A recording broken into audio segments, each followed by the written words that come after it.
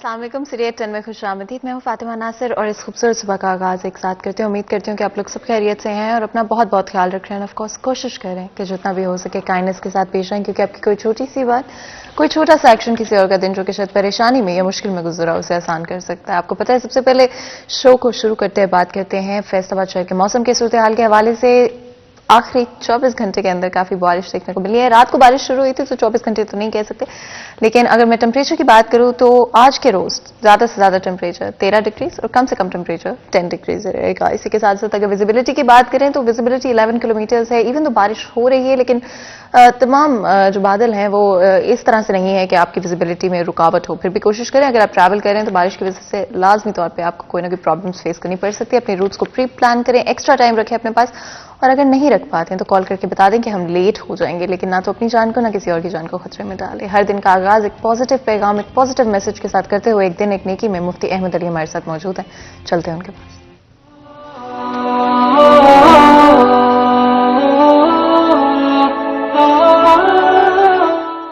नहमदुहु व नसल्ली अला रसूलिहिल करीम। मेरे दोस्तों, बुजुर्गों, भाइयों, मेरी बहनों, आज का मेरा पैगाम ये है, बच्चों से खुश तबी करना ये हुजूर अकरम सल्लल्लाहु अलैहि व आलिहि वसल्लम की सुन्नत है। बच्चों से खुश तबी करना मेरे नबी सल्लल्लाहु अलैहि व आलिहि वसल्लम की सुन्नत है।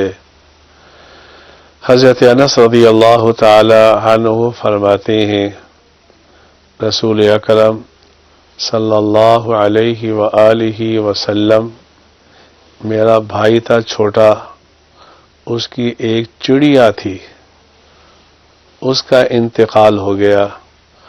तो हुज़ूर अकरम सल्लल्लाहु अलैहि वसल्लम ने मेरे भाई से कहा, या अबा उमैर मा फ़अल बिन नुग़ैर, कि ए अबू उमैर, ये उनकी कुनियत थी, और तेरी चिड़िया का क्या हाल है।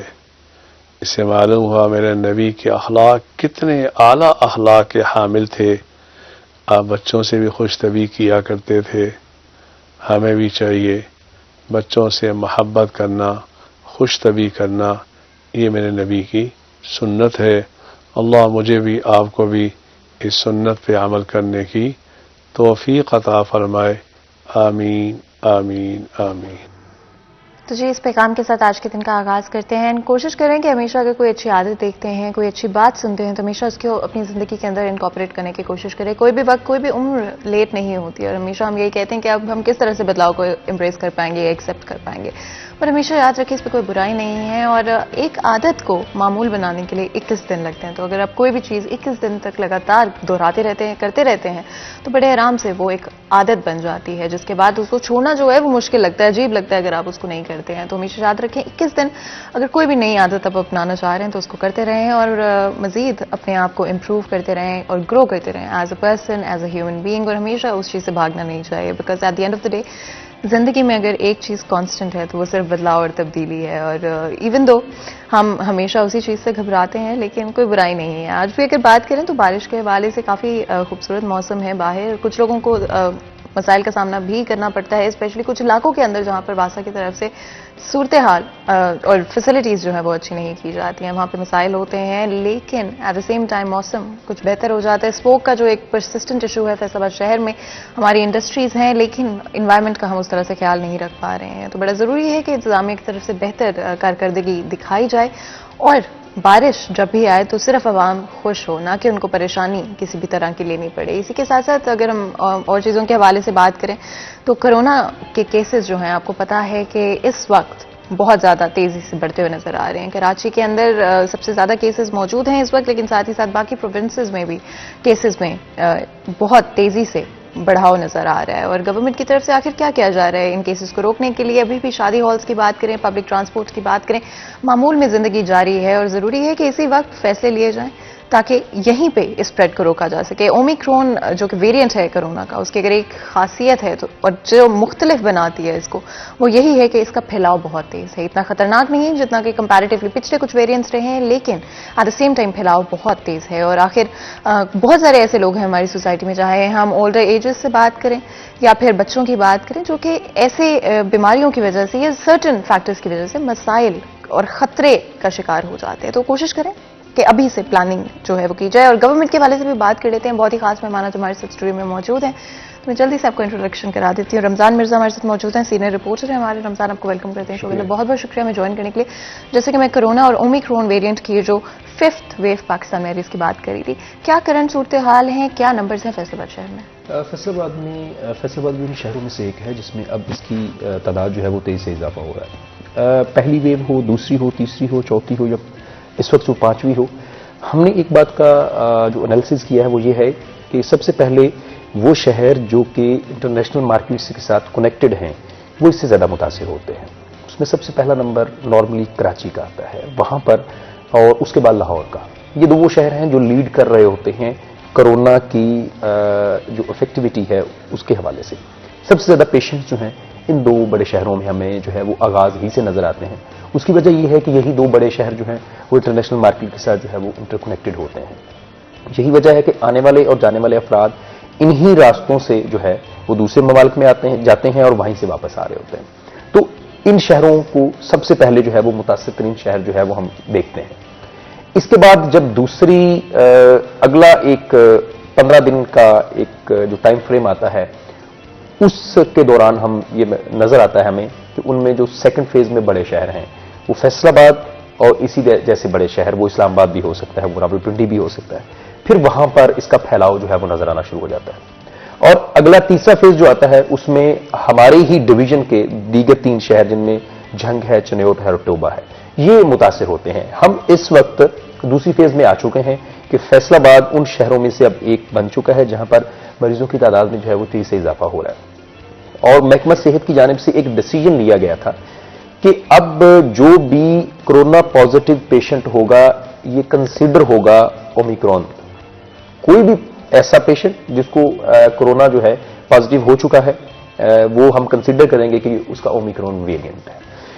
इस वक्त सूरत हाल ये है कि जो डॉक्टर्स भी इस हवाले से बताते हैं कि ये फेफड़ों से ऊपर तक रह रहा है। जिस तरह आपने आगाज में बताया कि इसका सेहत के ऊपर ये जानलेवा तो उस हद तक नहीं है, लेकिन इसका फैलाव बहुत तेज है। मैं जिस जिससे मिलता जाऊंगा मैं उसे ये ट्रांसफर करता जाऊंगा और एक ही दिन में एक ही शख्स से दर्जनों अफराद जो हैं वो पॉजिटिव हो सकते हैं। और यही वजह है कि इस वक्त फैसलाबाद से बहुत से इलाकों में, बहुत से घरों में को 2-2, 3-3, 4-4 पेशेंट्स जो हैं जिनको खांसी है, जिनको फ्लू है, जिनको साथ में फीवर भी है। अब मसला ये है कि हमारे पास इतनी कैपेसिटी नहीं है कि हम रोजाना की बुनियाद पर उन पेशेंट्स का टेस्ट लें और उनके पॉजिटिव या नेगेटिव होने का फैसला कर लें। आपको याद होगा कि हमेशा फैसलाबाद में पेशेंट्स जो कोरोना पॉजिटिव थे वो कैनाल के इर्द गिर्द हमें नजर आए। मैंने जितनी बार भी रिपोर्ट किया कि स्मार्ट लॉकडाउन लगा, मैंने उसको ऑब्जर्व भी किया, तो ये नजर आया एक बात कि जो सोसाइटी के हैव्स हैं, जिनके पास वसाइल हैं, जिनके पास टेस्ट करवाने की कैपेसिटी है, वो खुद को जो है वो क्वारंटीन भी कर सकते हैं, वो खुद वो मेडिकेशन भी करवा सकते हैं घर बैठे। तो वो सारे के लोग जो हैं वो उन बड़ी कॉलोनीज में या पोश इलाकों में बैठे हुए हैं। यही वजह है कि पेशेंट्स की पॉजिटिविटी की रेशो भी वहीं पे नजर आई। इस वक्त भी ऐसा ही हो रहा है कि जिनके पास तो वसाइल हैं या जिसकी तबीयत ज्यादा खराब हुई वो तो डॉक्टर से रजू कर रहा है, लेकिन जो रूटीन का बुखार है, रूटीन का गला खराब है, फ्लू है, उनमें भी अब शक व शुबहात हैं कि वो लोग जो हैं वो इस वक्त ओमिक्रॉन से पॉजिटिव हैं। तो उनको ख्याल करना चाहिए कि वो ना सिर्फ घर में एहतियात बरतें, बल्कि अगर उनके लोग तिमादारी के लिए भी जाते हैं तो वो भी उस मामले के ऊपर भी ख्याल करें, लेकिन ऐसा हो नहीं रहा इस वक्त। बिल्कुल रमजान, क्योंकि डिफरेंट चीजें हैं जिनको फौरी तौर पे अगर कंट्रोल कर लिया जाए, बंद कर दिया जाए या पार्शली ज्यादा लिमिट कर दिया जाए नंबर्स को, तो वो चीजें इंप्रूव हो सकती है। पब्लिक ट्रांसपोर्ट की बात कर लेते हैं और साथ ही साथ शादियों की भी बात कर लेते हैं। क्या सूरत हाल है और क्या कंसिडर किया जा रहा है कि इनको लिमिट कर दिया जाएगा नंबर्स को? गवर्नमेंट ने इस हवाले से फैसले तो किए हैं कि जिन इलाकों में खास परसेंटेज है, ज्यादा पेशेंट्स हैं, वहां पर इंडोर शादियां तो जो है वो अलाउ नहीं। लेकिन मसला ये है, मुझे याद है वो दिन जब पहली और दूसरी वेव थी और लोगों को जान के लाले पड़े हुए थे हम और आप लोग उन्हीं में से शामिल हैं कि हम पेशेंट्स, वो क्वारंटीन सेंटर्स हों, वो हॉस्पिटल्स हों, हम भी वहां पे अवॉइड करते थे। उस वक्त ये सूरत हाल थी कि उस घरों में और इर्द गिर्द छोटे छोटे शादी हॉल्स में चोरी शादियां कर रहे थे। और इस वक्त जबकि हम ये कह चुके हैं कि जान का खतरा नहीं है, तो जो मर्जी आप कर लें, शादियां जो हैं वो नहीं रुकेंगी। लेकिन गवर्नमेंट को इस हवाले से अपनी जिम्मेदारी अदा करनी है और शहरियों को भी जिम्मेदारी अदा करनी है।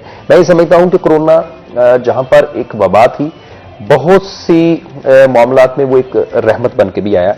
उसने एक बार फिर कहा कि लंबी चौड़ी शादियां ना करें, चंद लोग मिलें, निकाह करें और ये जो सुन्नत नबवी है इसको पूरा कर लें।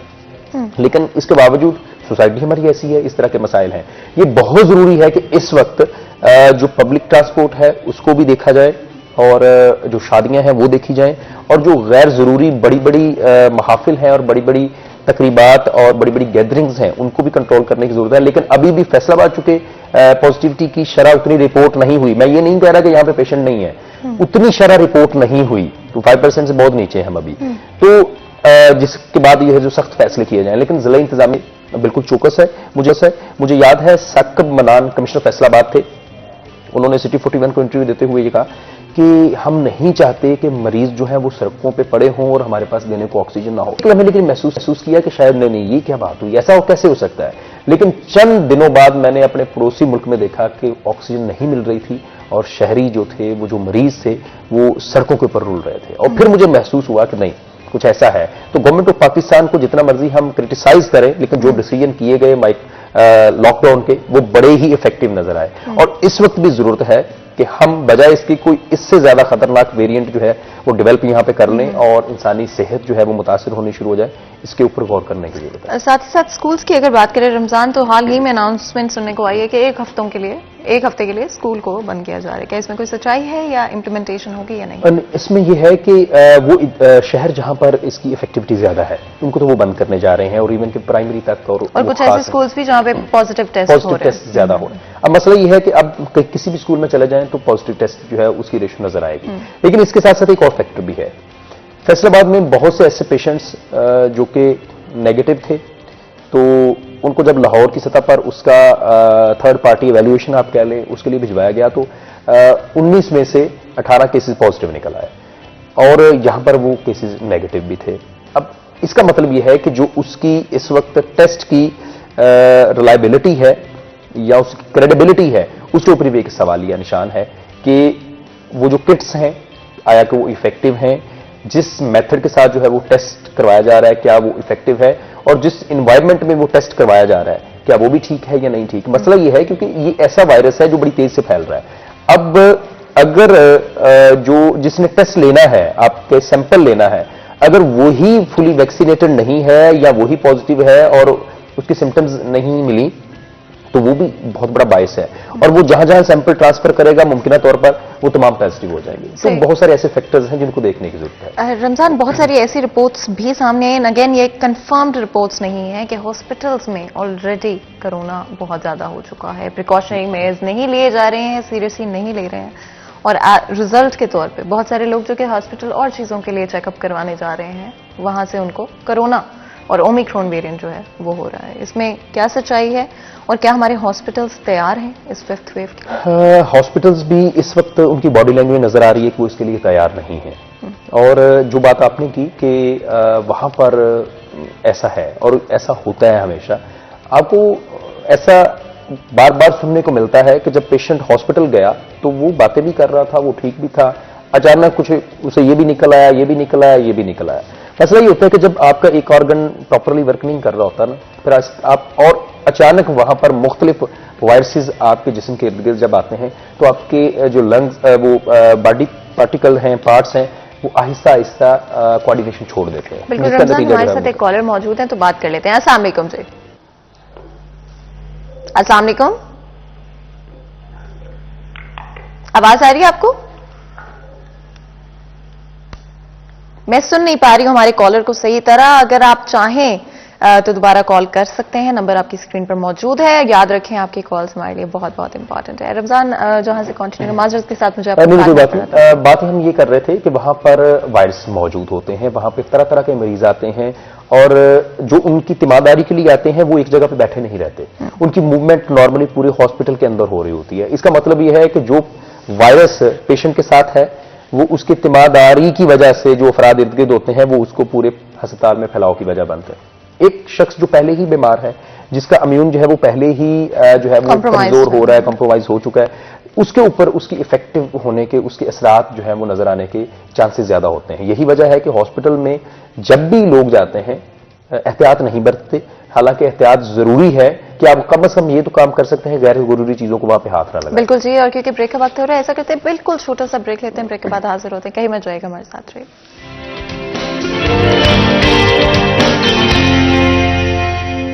वेलकम बैक सीरियल 10 में एक दफा फिर आपको खुशामदीद कहते हैं। ब्रेक में जाने से पहले कोरोना के हवाले से बात करें। आपको पता है कि ओमिक्रॉन वेरिएंट पाकिस्तान के अंदर आ चुका है, ना सिर्फ आ चुका है बल्कि एक्चुअली में बड़ी तेजी से फैलता हुआ नजर आ रहा है। और परेशानी की बात है, लेकिन क्या हमारी गवर्नमेंट की तरफ से इकदाम किए जा रहे हैं, प्रिकॉशनरी मेयर्स दिए जा रहे हैं कि आवाम को इस फैलाव से बचाया जा सकता हो, वक्त पर एक्शन ले लिया जाए तो बहुत सारे आने वाले मसाइल से हम ऑलरेडी अपने आप को बचा पाएंगे। रमजान मिर्जा हमारे सीनियर रिपोर्टर है, हमारे साथ मौजूद है। रमजान, ब्रेक में जाने से पहले हमने डिस्कस किया वेडिंग्स के हवाले से, डिफरेंट हॉस्पिटल्स की तैयारी के हवाले से भी हम लोग बात कर रहे थे। स्कूल्स एक हफ्ते के लिए करंटली बंद किए जा रहे हैं और कुछ जगहों पे सिर्फ जहां पर पॉजिटिविटी रेशो जो है वो काफी ज्यादा। पब्लिक ट्रांसपोर्ट की अगर हम बात करें तो आपको पता है कि किस तरह के सूरत हाल हैं। बहुत ही बड़ी बसों में बहुत सारे लोगों को भर के जो है वो ट्रैवलिंग अभी भी जारी है। बड़ी कम स्पेस होती है, सांस लेने के लिए इतनी जगह नहीं होती कि आप प्रोटेक्ट कर पाएंगे अपने आप को। क्या आने वाले वक्त में देख रहे हैं कि पब्लिक ट्रांसपोर्ट को लिमिट किया जाए?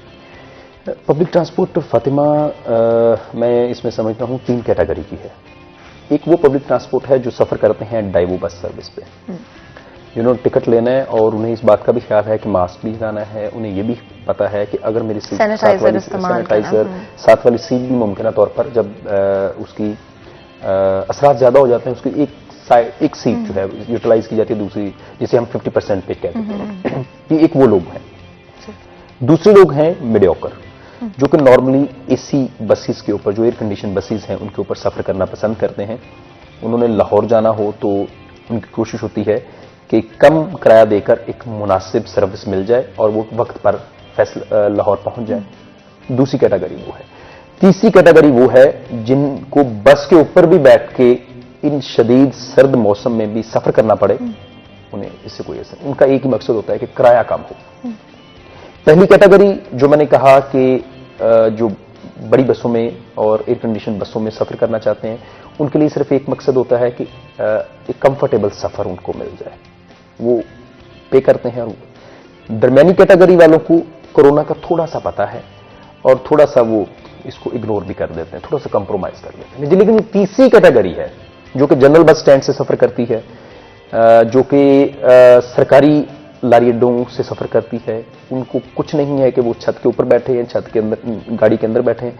उनको इस बात का ख्याल ही नहीं है कि कोरोना वायरस भी कुछ है।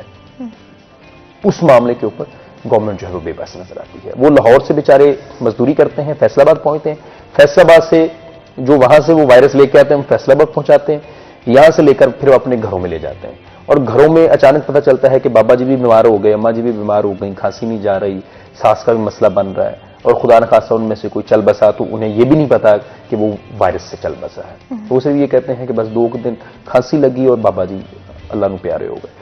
इस तरह की के मसाइल का सामना करना पड़ता है। हमने कई एक बार ऐसा भी ऑब्जर्व किया कि हम दफ्तर के बाहर खड़े हैं और चीजें ऑब्जर्व कर रहे हैं, एक बंदा गेट से वापस आता है और अपने साथ वाले को कहता है जरा मास्क देना, वो अपने मुंह से उतारता है और मास्क उसे दे देता है, और साथ में वो कहता है कि आते ही वापस कर दूंगा आपको। वो अंदर जाता है, दफ्तरी काम करता है, दफ्तरी काम निपटाने के बाद फिर मास्क उतार के उसे वापस कर देता है। उसे इस बात का भी ख्याल नहीं है कि जो वायरस इसका था वो मैंने ले लिया और अपना वायरस मैंने इसे दे दिया। और इवन ये भी देखा कि जो मास्क बेचने वाले हैं, वहां से जब कोई शख्स मास्क खरीदता है उसके ऊपर हाथ फेर के देखता है कि ये ठीक है, साफ सुथरा है, वो कहता है नहीं आया, नहीं ठीक है, दूसरा दे दें। इतनी सादा कौम है ये, उनको कौन समझाएगा। और हमने एक क्लिप वो भी देखा कि वो सैनिटाइजर लगा रहे हैं और उसने वो सैनिटाइजर पी लिया। इस तरह के मसाइल हैं इस कौम के साथ। मसला ये है कि जहां पर तालीम की कमी है, उसके साथ साथ शाऊर की भी कमी है, और इनको कोई शाऊर देना भी नहीं चाहता। मीडिया के जरिए बहुत लोगों को बहुत सारी मालूमात मिली, लेकिन कोरोना अभी भी बहुत सारे लोगों के लिए मिथ है और लोग समझते हैं शायद ऐसा कुछ भी एग्जिस्ट नहीं करता। इतना कुछ हो जाने के बावजूद कई कीमती जाने भी नहीं। लेकिन अल्लाह का खलाक शुक्र है कि फैसलाबाद और उसके बाद पाकिस्तान उन ममालिक में से एक है जहां पर इसकी इफेक्टिविटी नजर आ रही है, लेकिन इम्यून सिस्टम बेहतर होने की वजह से उसके वो असरात नजर नहीं आ रहे। लेकिन अभी भी जरूरी है कि इन चीजों को समझा जाए, ताकि अगर इस तरह की क्लैमिटी आइंदा सालों में आती है और उससे हम मुतासिर मुल्कों में शामिल हो जाते हैं, तो हमें हर उस चीज के लिए तैयार रहना चाहिए कि ऐसा भी हो सकता है।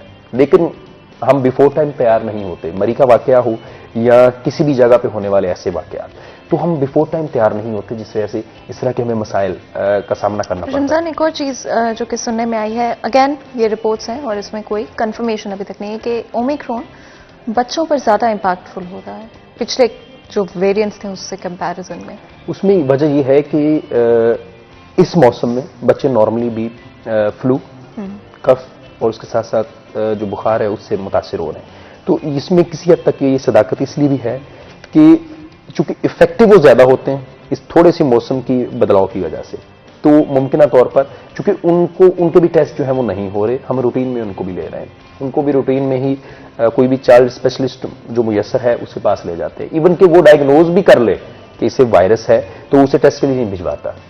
उसकी वजह ये भी है कि पॉजिटिव आने के बाद भी तो वही करना है जो ट्रीटमेंट जो है वो करंटली दे रहे हैं, क्योंकि उससे आप सेपरेट तो नहीं हो सकते। छोटे बच्चों से आपने उसको लुक आफ्टर करना है, आपने केयर करनी है। तो उसकी दो वजूहत हो सकती हैं कि अगर वो बच्चा स्कूल गोइंग है तो वो कहीं स्कूल से ले आया, अगर वो स्कूल गोइंग नहीं है तो इसका मतलब है जो आप लोग बाहर आते हैं वो घर लेके चले जाते हैं वायरस। तो बहुत से फैक्टर हैं, इस वजह से बच्चे को तो अब कुछ नहीं, लेकिन उनमें भी इम्यूनिटी है, बाय गॉड उनमें इम्यूनिटी होती है और चीजें वक्त से जो है वो आपस में कंट्रोल हो जाती हैं। लेकिन इस वक्त फैसलाबाद और इसी तरह के बहुत सारे शहरों में सूरत हाल तसल्ली बख्श है। और दिलचस्प बात यह है, कई एक फोन्स आते हैं और पूछते हैं कि स्कूल बंद हो रहे कि नहीं हो रहे। मतलब अभी भी शहरी जो है वो मुंतजिर हैं, और मुझे कभी कभी अफसोस भी होता है कि शहरी और वो लोग खसूसन जिनकी फैमिलीज जो है वो एजुकेशन से पब्लिक सेक्टर में है, वो चाहते हैं स्कूल बंद हो जाए, तालीमी इदारे बंद हो जाएं, और जिनकी फैमिलीज प्राइवेट सेक्टर में है और या उनका प्राइवेट स्कूल है या कॉलेज है, वो चाहते हैं बिल्कुल बंद ना हो। तो हमेशा दरमियान का रास्ता जो है वो निकालना चाहिए, ताकि सेहत भी मुतासिर रहे और जो रोजगार है वो भी चलता रहे। गवर्नमेंट ने बहुत सारे अच्छे इनिशिएटिव लिए हैं, लेकिन एजुकेशन के सेक्टर में गवर्नमेंट ने अभी तक कुछ इतने ऐसे इनिशिएटिव नहीं लिए, ऐसे डिसीजन नहीं लिए जिसके असरात जो हैं उनसे बचा जा सके। अब जो निजी शोबा है, बहुत से छोटे स्कूल पिछले 1.5-2 साल में मुकम्मल बंद हो गए, दिवालिया निकल गया, और उन्होंने अपने स्टाफ को पे भी नहीं किया। और उस जगह पर पढ़ाने वाले वो लोग हैं जो कि आम छोटे घरों से हैं, जिनका गुजर बसर ही उसी तनहाओं पर था। तो लेकिन जो बड़े ब्रांड्स हैं, बड़े स्कूल हैं, उनको इससे कोई असर नहीं हुआ। उनकी जो स्टूडेंट्स की रेशो है उसमें थोड़ा सा असर कमी जरूर हुई, क्योंकि बहुत सा वो शोबा जो कि प्राइवेट स्कूल्स में बच्चों को पढ़ा रहा था और बामुश्किल फीसें अदा कर रहा था, कॉलेजेस में पढ़ा रहा था, उसने ये देखा कि एजुकेशन तो हो नहीं रही, सारी की सारी जो है वो ई लर्निंग है। तो बेहतर ये है कि हम क्यों ना इस प्राइवेट स्कूल से निकालकर बच्चे को सरकारी स्कूल में दाखिल करवा दें। हालात मामूल पे आएंगे तो फिर दोबारा प्राइवेट की तरफ रुजू करेंगे। तो इस वक्त जो स्टूडेंट्स की रेशो है प्राइवेट इदारों में वो कदरे कम हुई है और लोगों ने सरकारी इदारों की तरफ रुजू किया है। दूसरी जानब गवर्नमेंट की जानिब से सिर्फ ये किया गया है कि उस आफ्टरनून स्कूल जो है वो इंट्रोड्यूस करवाए गए हैं, लेकिन ओवरऑल अगर इनकी पॉलिसीज देखी जाए एजुकेशन के हवाले से, तो वो इंतहाई ऐसे महसूस होता था जैसे किसी कमरे में बैठ के कुछ फैसले कर लिए जाते हैं। हमने दिसंबर की छुट्टियां दिसंबर में कर ली, लेकिन ऐसा नहीं होना चाहिए, क्योंकि बड़ी तेजी के साथ मौसम में वेरिएशंस आई हैं। वो सर्दी जो कि दिसंबर के आखिरी हफ्ते में होती थी, अब वो सर्दी जो है वो जनवरी के पहले और दूसरे हफ्ते में शिफ्ट हो चुकी है। बिल्कुल, और बहुत बहुत शुक्रिया रमजान हमें ज्वाइन करने के लिए, और बहुत ही अच्छी तरह से आपने समझाया कि क्या करंट सूरत हाल है। तो एक दफा फिर बहुत बहुत शुक्रिया अदा करते हैं आपको। यहाँ पर एक छोटा सा ब्रेक लेंगे, ब्रेक के बाद हाजिर होंगे, कहीं मत जाएगा, हमारे साथ रहेगा।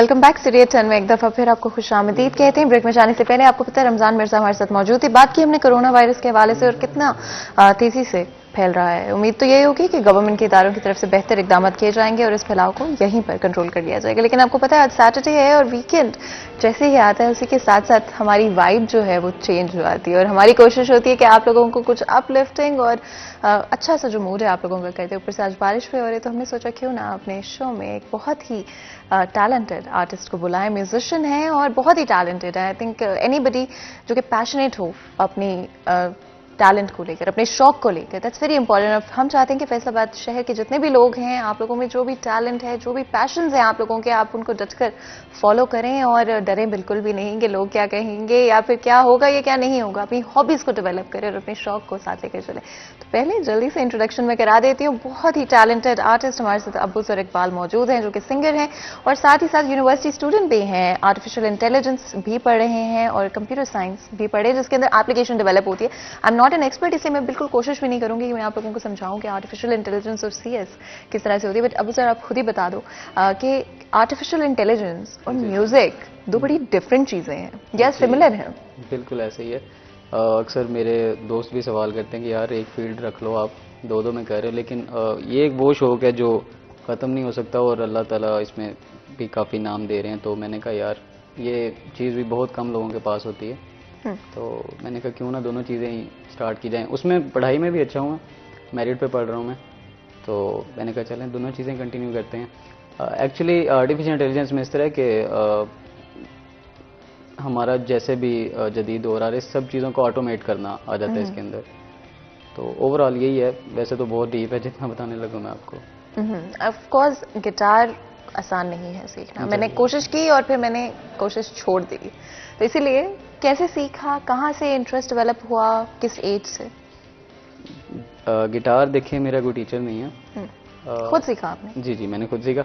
एक्चुअली मैं बेसिकली तो हसलपुर से हूँ, इस वजह से वहाँ पे कोई टीचर है नहीं इस तरह का, तो मैंने खुद ही सीखा और मेहनत करके काफ़ी देर पढ़ा रहा। फिर मैंने आहिस्ता आहिस्ता खुद ही मेहनत की इस पर, कुछ स्ट्रमिंग सीखी, फिर उसके बाद आहिस्ता आहिस्ता कोड शिफ्टिंग सीख के और फिर आहिस्ता आहिस्ता खुद ही फिर वहाँ पे मैंने सिखाना भी शुरू कर दिया कुछ मेरे कोलीग्स से। अच्छा, मतलब आप ऑलरेडी सीख कर और लोगों को भी सिखा सके। ऑफ कोर्स अब हमने सुन तो लिया आपके टैलेंट के बारे में, लेकिन हम एक्चुअली आपको कुछ प्ले करते हुए सुनना चाहते हैं, तो अगर आप थोड़ा सा हमें कुछ सुनाओ। ज़रूर। और ये भी बता दें कि कौन सा सॉन्ग है। देखिए मेरे बहुत ही फेवरेट हैं आतिफ असलम साहब, तो मैं उन्हीं का एक सॉन्ग सुनाता हूँ आपको। आतिफ असलम आई थिंक हम सबके फेवरेट है। अरे बिल्कुल, मैं सुनाता हूँ आपको, उम्मीद है आपको पसंद आएगा और आपके व्यूवर्स को भी इंशाल्लाह। And absolutely amazing, बहुत talented हो आप अब्बू sir, and I really pray with all my heart कि आपको आगे बहुत सारे offers और opportunities मिलें, because it's absolutely amazing। ना सिर्फ आप गिटार बहुत अच्छा बजाते हो, but I think you have an amazing voice as well। और ये बड़ा रेयर कॉम्बिनेशन होता है, because usually आपको एक चीज़ तो आप कर पाते हो अच्छी, बट दूसरी चीज़ जो है वो कभी भी आपकी मेजर जो है वो प्लस पॉइंट नहीं होता। But I think it's really there, it's you really got something in you. तो आई रियली एब्सोल्युटली होप कि आगे चलते हुए जो आपको बहुत अच्छी अपॉर्चुनिटीज जो है वो मिलती रहें, विदाउट अ डाउट मिलेंगी भी। आपने खुद सीखा सारा, and did you practice at all? आपने कोई टाइम दिया प्रैक्टिस के लिए? जी मैं डेली प्रैक्टिस करता हूँ वैसे तो, पहले नहीं करता था, लेकिन अब 3-4 मंथ से मैं डेली प्रैक्टिस करता हूँ, वोकल की भी और साथ में गिटार की भी। तो ये एक ज़रूरी चीज़ होती है। अगर आपने देखें, उसका हक तो नहीं मारना ना, देखें जो मेहनत करके एक आर्टिस्ट बैठा हुआ और मैं इसी तरह ही, अल्लाह ताला भी फिर वो वाला स्टेज नहीं देते। मेहनत ज़रूरी है हर चीज़ के लिए, तो इसी वजह से फिर। कॉम्पोजिशन का शौक है? कंपोजिशन जी मैंने अपनी बनाई है, मैं 1-2 लाइनें सुना भी सकता हूँ, अभी मेरा आ रहा है सॉन्ग। अच्छा। तो हाँ जी, 14 फरवरी को रिलीज होना है। चलो अगर आप सुनाना चाहते हो क्विकली तो आप सुना सकते हो, मैं 1-2 लाइन। 1-2 लाइन सुनाऊंगा यार। it's really good, मतलब I'm really impressed and you have that about yourself कि मतलब it's not just कि आप एक होता है ना परफॉर्मर वाइब होती है किसी की, तो इज इट लाइक आप हमेशा से इंटरेस्टेड थे, कॉन्फिडेंट थे बचपन से या? हाँ, कॉन्फिडेंट बहुत ज्यादा हूँ मैं बचपन से। मेरे घर वाले भी कहते थे और कुछ उन्होंने कह के ना मुझे कॉन्फिडेंट बना दिया है। मेरी मम्मी तो मतलब supportive, everybody is on board. मेरी सिस्टर्स हैं बहुत ज्यादा सपोर्टिव हैं, सब लोग मेरे साथ। अच्छा, एंड सबसे ज्यादा सपोर्टिव कौन है? एंड नोबडी सेड कि ये क्या करना है, छोड़ो? सबसे ज्यादा मेरे फादर, और उसके बाद मेरी सिस्टर्स हैं, अच्छा, फिर मम्मा भी हैं। सारे आ जाते हैं, मतलब इस तरह मैंने स्टेप्स मतलब किसी को खुश और नाखुश नहीं करना चाह रहे हो हाँ जी बिकॉज उसके बाद जी, घर भी बिल्कुल। जा रहे हैं। घर भी जाना है इसके बाद। क्या professionally if you get the right opportunities would you go for it? यार right, definitely I will go. और with AI, because I do know के या तो आप, आई थिंक ये हमारी सोसाइटी में शायद ऐसे समझा जाता है कि maybe you have to follow one thing और आप हॉबीज को परस्यू नहीं कर सकते। And I think I know कि इट्स मैं मोर इस देन अ चीज को ना हॉबी। आपके ऑडियंस पे भी छोड़ता हूँ। देखें, मैं ना खुद भी कुछ ना कुछ इस स्टेज तक कश्मकश में रहता हूँ कि देखें क्या किया जाए, क्योंकि दोनों फील्ड हैं, एक बड़ी फील्ड्स हैं, तो क्या इस तरह हो सकता है, ये आप लोग भी बताएं कि दो चीजें भी बंदा लेके चल सकता है जिंदगी में, क्योंकि मैं अभी चल रहा हूँ, अभी मैंने दोनों में से एक रास्ता नहीं पकड़ा है, दोनों लेके चल रहा हूँ, दोनों पे मेहनत कर रहा हूँ मैं। तो ये आप लोगों पे भी छोड़ा, आप बताइएगा, अपलोड होगा ना ये? बिल्कुल बिल्कुल हाँ, होगा। तो आप कमेंट सेक्शन में ज़रूर बताइएगा कि क्या करना चाहिए, कि दोनों चीज़ें लेके भी साथ चला जा सकता है या एक के साथ ही होता है हमेशा। यूनिवर्सिटी एनवायरनमेंट में I think it's always there, you know, and आपका कॉलेज भी रहा होगा बिकॉज यूनिवर्सिटी जी, जी, college फ्रॉम रहा है, जी। What you have told me के और ज्यादातर ऑनलाइन जी है। जी, online. But have there been people जिन्होंने आपको बताया कि you can't do it, you shouldn't do it? देखें, अगर बिकॉज ऐसे आई लोग, थिंक आप उन चीजों से बहुत सीखते हो। When somebody comes and tells you ना आप नहीं कर सकते हो, तो आई थिंक या तो आप उसको अपने आप को ब्रेक करने दे सकते हो या तो आप उससे बिल्ड करते हो और स्ट्रांग हो जाते हो। बिल्कुल ऐसा ही होता है। और देखें, मेरा ये मानना है कि अगर आपकी ज़िंदगी में ऐसे लोग नहीं हैं तो आप फिर कुछ हो ही नहीं। अगर कोई आपको ज़्यादा समझ रहा है, अच्छा समझ रहा है और आप पे कुछ टोंट कर रहा है, तो ये आप देख लें कि मतलब वो अपने दिल में ज़रूर अपने से बेहतर आपको समझ चुका है, तो इसलिए आपको टोंट कर रहा है। मैं इन चीज़ों को बड़ा अच्छा लेता हूँ, पर रिस्पॉन्ड नहीं करता कभी, पर दिल में ज़रूर रख के मैं उस पर, अगर होती है वैसी चीज़ तो मैं अपनी उस चीज़ को ख़त्म करने की कोशिश करता हूँ। इतने अच्छे परफॉर्मर हो आप, I think overall, and specially I think concerts जो हैं देयर अमेजिंग। और अभी फैसलाबाद शहर में भी कुछ कॉन्सर्ट्स हुए थे। हाँ जी, एंड हुए थे। आगे ये चल, सर्कल क्लब वाला था, वहाँ पे थी मेरी एंट्री। अच्छा, अभी ऐसा ऐसा इंट्रोड्यूस हो रहा है ना इस साइड पे, फैसलाबाद में मैं 2-2.5 साल से ही हूँ, पीछे ज़्यादा से नहीं हूँ। तो फैंस आपके पास आके नहीं कहते मतलब यार बहुत अच्छा गाते हो आप? बस वो सोशल मीडिया पेजेस पे हैं, हम्म, हर इंसान को दिए होते हैं, हर इंसान के सुनने वाले अल्लाह ताला ने बनाए हैं, तो जाहिर सी बात है। और क्योंकि आई एम एब्सोल्युटली अमेज्ड कि आप बहुत बहुत टैलेंटेड हो, एक लाइन में अगर आप हमारे व्यूअर्स को कुछ कहना चाहो। यार एक ही लाइन ये है कि फोकस, बस ये एक लफ्ज ही है, एक line बिल्कुल, ही है। एंड Focus अब कोई दैट्स भी इवन चीज़ है। बेटर, मतलब I think the shorter the better. तो आपका हम बहुत बहुत शुक्रिया अदा करते हैं और बहुत बहुत अच्छा रहा। एंड स्पेशली जाने से पहले हम ये मौका नहीं छोड़ सकते हैं Abuzar, so we need one more song जो आपका दिल करे। ओके, ऑन द गिटार और ऑन द गिटार, ओके, जो आपका ट्रैक है अब। वही प्ले कर लेते हैं। तो मैं पीसीआर से कह देती हूँ कि आप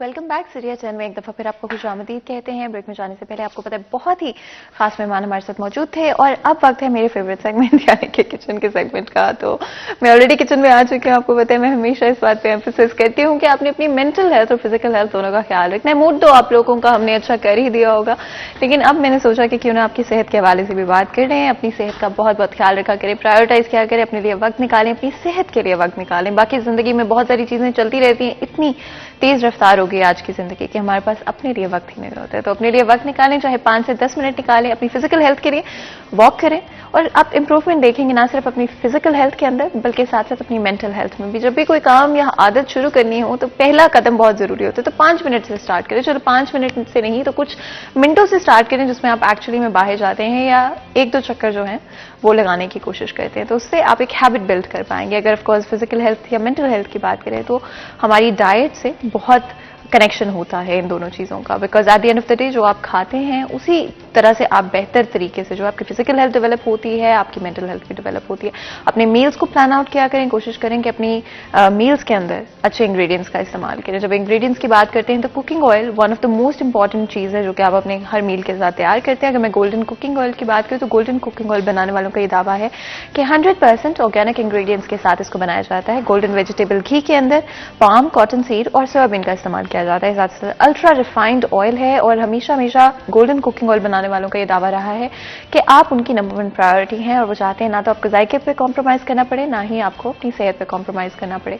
तो साथ ही जब भी आप कोई ट्रेडिशनल रेसिपी बनाते हैं, चाहे वो ट्रेडिशनल हो, चाहे वो मॉडर्न रेसिपी हो, चाहे आप एयर फ्रायर का इस्तेमाल करें या कोई मॉडर्न टेक्निक बेकिंग की तरह की इस्तेमाल करके खाना तैयार कर रहे हो, तो हमेशा याद रखें गोल्डन कुकिंग ऑयल बनाने वालों को ये दावा है कि आपका खाना प्रिसिजन के साथ तैयार होगा, यानी कि आपको टेस्ट के ऊपर कॉम्प्रोमाइज नहीं करना पड़ेगा। एंड ऑफ कोर्स आपको पता है कि प्रिसिजन बड़ा जरूरी होता है बिकॉज कई दफा आप खाना बनाते हैं और आपको ऑयल का बहुत ज्यादा जायका आ रहा होता है, और गोल्डन कुकिंग ऑयल बनाने वालों का दावा है कि ऐसा नहीं होगा और आप जिस तरह से चाहे अपनी रेसिपीज को तैयार कर पाएंगे। साथ ही साथ अगर मैं ओवरऑल बात करूं तो आपको पता है हेल्थ को किसी भी चीज़ के लिए कॉम्प्रोमाइज़ नहीं करना चाहिए। अपने खाने एंजॉय करें, जंक फूड भी एंजॉय करें, तो कोई नहीं कह रहा कि आपको जंक फूड कंप्लीटली छोड़ देना चाहिए, बट कोशिश करें कि हर चीज़ को बैलेंस तरीके से लेके चले। किसी भी चीज़ को ओवरडू या अंडरडू करना कभी भी फायदेमंद नहीं रहता है और वही चीज़ खाने में भी अप्लाई करती है। नमक का इस्तेमाल करें, लेकिन इतना भी मत करें कि उससे आपको कोई और जो बीमारी है वो हो जाए। हाइपरटेंशन भी सॉल्ट के एक्सेसिव यूज़ की वजह से हो सकती है। शुगर मुझे बहुत पसंद है, मुझे मीठा बहुत बहुत अच्छा लगता है, लेकिन इसका मतलब ये नहीं है कि आप ज़्यादा ही मीठा खाना शुरू हो जाए। मीठे को भी एक अच्छी मिकदार में खाया जा सकता है, और अगर आप चाहें ब्राउन शुगर का इस्तेमाल कर सकते हैं। जो लोग डायबिटीज़ या उनके फैमिली में डायबिटीज़ रन करती है तो आप ऐसी जो है शुगर इस्तेमाल कर सकते हैं जो आपकी सेहत के लिए अच्छी हो, जिससे शुगर कॉन्टेंट जो है वो ज़्यादा नहीं हो, सिर्फ जायका आ जाए। लेकिन और इस तरह के कई सारे प्रोडक्ट्स मार्केट में अवेलेबल हैं जो कि डायबिटिक लोगों के लिए या पोटेंशियली जो लोगों को डायबिटीज़ हो सकती है उनके लिए अवेलेबल हैं, तो मार्केट से जाके खरीद सकते हैं।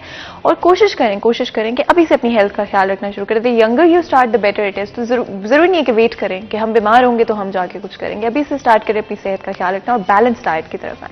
साथ ही साथ अगर मैं सब कॉन्टिनेंट की बात करूं तो सब कॉन्टिनेंट के लोगों की एक जो बहुत ही अच्छी चीज़ है जो कि आई थिंक हम पूरी दुनिया में लेकर गए हैं, पूरी दुनिया के अंदर हमारे साथ इस आदत में कह लें या हॉबी को कह लें या हमारी पसंद को कह लें जिसने हमारे साथ ट्रैवल किया है, जो कि ऑफकोर्स चाय है। चाहे वो हमारा फैमिली टाइम हो, मी टाइम हो, या फिर हमारा दोस्तों के साथ बैठने का टाइम हो, कि चाय का एक कप बड़ा ज़रूरी होता है। और चाय के जैसे ही कप सामने आते हैं तो आई थिंक बातें जो हैं और इंटरेस्टिंग हो जाती है, और बिल्कुल वो मोमेंट होता है किसी भी गैदरिंग में जहाँ पर सब स्लो डाउन होना शुरू होते हैं, जहाँ पर चाय का एक कप जब सामने आते हैं तो सारे जो है वो तरोताज़ा हो जाते हैं, गॉसिप जो है वो नए सिरे से स्टार्ट हो जाती है। तो अगर मैं डी की बात करूँ तो डी बनाने वालों को ये दावा है कि दुनिया के बेहतरीन बागात से चुनकर टी लीव्स लाए जाते हैं, जिसकी वजह से पत्ती इतनी फाइन होती है। किसी भी अगर चाय की आपने पता लगाना हो कि कितनी इफेक्टिव है तो 3 चीज़ें बड़ी इंपॉर्टेंट है, जिसके अंदर ब्लेंड बहुत जरूरी है, कलर बहुत जरूरी है, खुशबू बहुत जरूरी है। और डी बनाने वालों को ये दावा है कि इन तीनों चीज़ों पर उनका बहुत फोकस रहता है। साथ ही साथ डी बनाने वालों को ये भी दावा है कि उनकी कोई सैम्पलिंग टीम नहीं है, तो वो एक्चुअली में खुद हर इंडिविजुअल प्रोडक्ट को, हर इंडिविजुअल टी टाइप को खुद से ट्राई करते हैं, सैंपल करते हैं, टू मेक श्योर कि एंड कंज्यूमर तक, यानी कि आप लोगों तक जो प्रोडक्ट पहुंच रहा है वो नंबर 1 क्वालिटी का है and exactly what it is. Because कई दफ़ा होता है कि जब खुद आप अपनी कंपनी के प्रोडक्ट्स को ट्राई आउट करना छोड़ देते हैं तो इवेंचुअली क्वालिटी डिक्लाइन करने लग जाती है। बट बिकॉज डीएटी का अपने कंज्यूमर्स के साथ एक बड़ा गहरा रिश्ता है, तो वो हर प्रोडक्ट को इंडिविजुअली टेस्ट करने के बाद ही आप लोगों तक पहुंचाना चाहते हैं। ऑफकोर्स डीएटी की 2 क्वालिटीज़ मार्केट में मौजूद हैं, जिसमें एक्सट्रीम क्वालिटी है, जिसमें अगर आप थोड़ी कम पत्ती वाली चाय पसंद करते हैं तो आप येलो पैकिंग खरीद सकते हैं, और दूसरी क्वालिटी दाने वाली है जो कि रेड पैकिंग में अवेलेबल है, जिसमें अगर आप थोड़ी तेज पत्ती वाली चाय पीना पसंद करते हैं आप वो भी मार्केट से जाके खरीद सकते हैं। एक्स्ट्रा वैल्यू पैक भी है, जिसका मतलब है कि सेम प्राइस के अंदर आपको एक्स्ट्रा पत्ती मिल रही है। Of course I don't know a person जिसको डिस्काउंट ऑफर्स ना पसंद हो। तो ऑफ कोर्स ऐसा करते हैं, यहाँ पर एक छोटा सा ब्रेक लेते हैं। जब ब्रेक से वापस आएंगे तो हमारे साथ एक और बहुत ही खास मेहमान हमें ज्वाइन करेंगे, और आज हम पॉजिटिव रखेंगे चीज़ों को और लाइट हार्टेड रखेंगे because of course it's the weekend. तो जी छोटा सा ब्रेक लें, ब्रेक के बाद हाजिर हूँ, कहीं मत जाइएगा, हमारे साथ रहिए।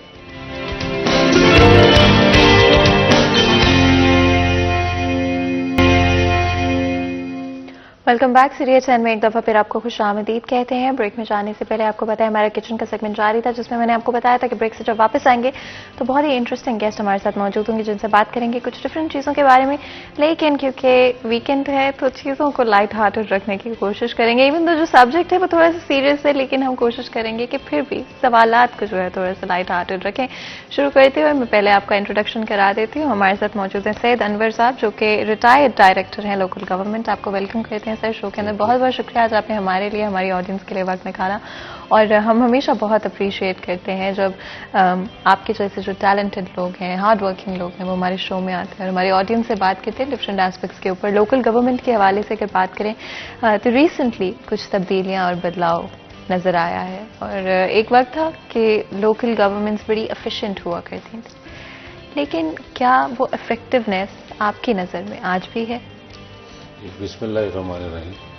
आपने बड़ी अच्छी बात की है। लोकल गवर्नमेंट को बात करने से पहले हम एक इंटरनेशनली कंपैरेटिव लुक देख लें इस पे, कि हम देखते हैं कि जिन ममालिक में लोकल गवर्नमेंट सिस्टम मजबूत हुआ है वहाँ पे डेमोक्रेसी ने भी तरक्की की है और मुल्कों ने भी तरक्की की है। क्योंकि बुनियादी तौर पर जो उसका ढांचा होता है किसी भी निज़ाम का, वो बुनियादी सतह से जब ऊपर उठ के ऊपर आता है तो एक तो एक्सपीरियंस लोग ऊपर आते हैं और वो ज़मीन के हक़ाइक़ से वाक़फ़ होते हैं, और जब ऊपर पहुंचते हैं तो वो यकीनन उनके लिए बेहतर प्लान कर सकते हैं। पाकिस्तान में इसकी तारीख़ इतनी पुरानी नहीं है, क्योंकि 61 में जो मुस्लिम फैमिली लॉ आर्डीनेंस आया, उसके बाद यूनियन काउंसिल्स बनी। यूनियन काउंसिल के बाद 79 में हमारा एक आर्डीनेंस आया था, जिसके तहत तकरीबन 22 साल ये निज़ाम चला है। तो 2001 में डेवोल्यूशन प्लान आया, वो कंपैरेटिवली बड़ा प्रोग्रेसिव निज़ाम था। उसमें अर्बन और रूरल जो है तकसीम वो ख़त्म कर दी गई थी और तमाम लोगों को इक्वल राइट्स मिलने के चांसेस बन गए थे। और उसमें पिछले 10-12 साल जब वो रहा है तो उसमें फ़र्क कम से कम हुआ है, देहाती और शहरी फ़र्क कम हुआ है। लेकिन उसके बाद जब 2010 में जब ये इसके निज़ाम की आइनी मुद्दत ख़त्म हो गई तो जो उस वक्त मौजूदा गवर्नमेंट थी, उन्होंने वो फौजी हुकूमत के हवाले से निज़ाम लाने के हवाले से इख्तलाफात की वजह से इस निज़ाम को ख़त्म कर दिया। उसकी अफादियत को भी नहीं देखा, उसके नुकसानात को भी नहीं देखा, बस स्ट्रेट फॉरवर्डली उसको कैंसिल कर दिया। और फिर 2013 तक ये निज़ाम उसको एडमिनिस्ट्रेटर के जरिए चलता रहा। फिर 2013 में इलेक्शन करवाने की बात हुई, फिर 2015 में जाके इलेक्शन हुए और 17 में जाके उन नुमाइंदों को हवाले किया गया इक़्तिदार। लेकिन उसके बाद क्योंकि 2018 में तहरीक इंसाफ की हुकूमत आ गई तो आते इन्होंने फिर उनको ख़त्म कर दिया। तो अब अभी रिसेंटली 2 माह के करीब हाई कोर्ट के हुक्म से इन्होंने चाइस मारा था, जिनकी मुद्दत 31 दिसंबर को ख़त्म हो चुकी है। तो पाकिस्तान में जो लोकल गवर्नमेंट निज़ाम है वो एक पेंडुलम की तरह वो इधर उधर ही घूमता रहा है, कि फोकस होकर उसमें काम नहीं किया गया। इसमें बुनियादी तौर पर जब तक हम लोकल गवर्नमेंट निज़ाम को मजबूत नहीं करते, हमारा प्रोविंशियल लेवल पे और नेशनल लेवल पे हमारी जो तरक्की की रफ्तार है उसको हम बेहतर नहीं कर सकते। मज़ेदारी की बात यह है कि जो लोग काउंसलर की हैसियत से पॉलिटिक्स में एंटर हुए हैं और जो कहते हैं कि ये बुनियादी जो इदारे हैं ये नर्सरी है डेमोक्रेसी की, जैसे ही वो प्रोविंशियल असम्बली में पहुंचते हैं या नेशनल असम्बली में या सेनेट में पहुंचते हैं, वो सबसे बड़े मुखालिफ इस निज़ाम के खुद बन जाते हैं।